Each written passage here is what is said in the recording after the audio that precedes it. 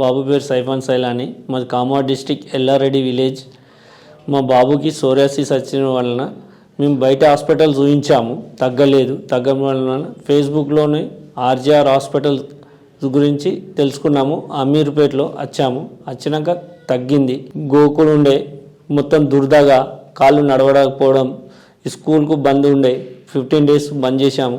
దాని తర్వాత రుద్రమ్మదేవి గారి దగ్గర రాగానే మీకు 15 daysలో తగ్గుతుందని చెప్పారు. 100% నమ్మకం ఇచ్చారు. ఇక్కడికి వచ్చాము. 100% ఇప్పటికైతే తగ్గిపోయింది. మాకు బాబు తినడం కానీ ఉరకడం కానీ ఎలాంటి ప్రాబ్లం లేకుండా అయిపోయింది. మాకు ఎలాంటి టెన్షన్ లేదు. నమస్తే అండి.